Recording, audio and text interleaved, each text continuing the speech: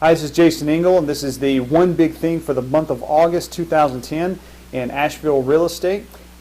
You can get more information about the real estate market on my blog site, if that's where you are now, viewashevillehomes.blogspot.com. I try to keep you up to date on everything that's going on.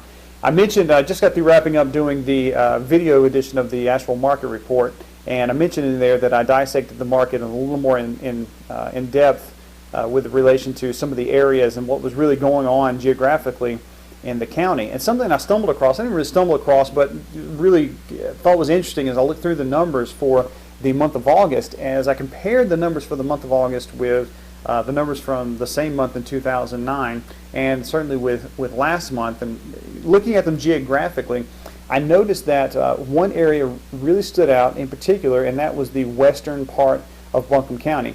Now, initially, what I suspected is that West Asheville, and if you don't know anything about West Asheville, you should really look into it.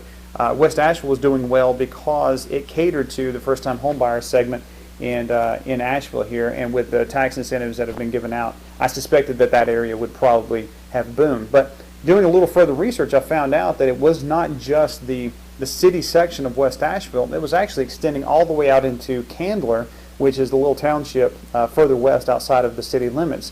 Candler, for many years, the knock on Candler has been that this area outside of Asheville just doesn't have a whole lot going on in terms of infrastructure. No restaurants, no shopping, no grocery stores. I shouldn't say no grocery stores, but not many choices in grocery stores.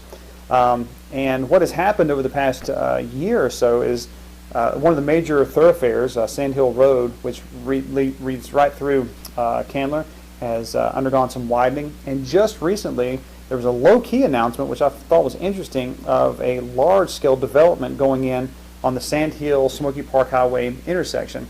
And this large-scale development would be taking place at a large manufacturing facility, which is now about 75 to 80% vacant. And they've started demolishing this area, and it looks like there's going to be a large-scale retail and restaurant development going in there. And it should start being built next year. Now, the upside to all of this is that the pricing in the western part of the county, or at least where Candler is, and when I say western part of the county, I'm speaking less than 15 minutes outside of the city right now.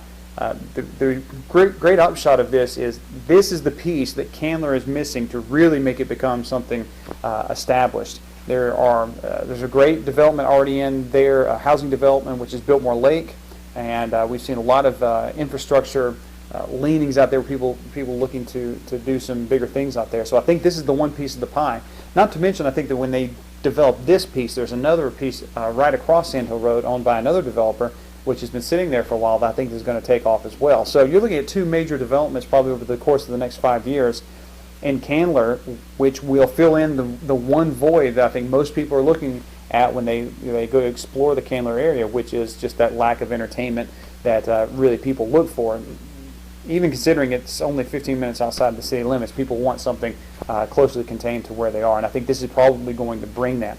The price point right now is around $200,000, which is slightly below the average or the median sales price in the area.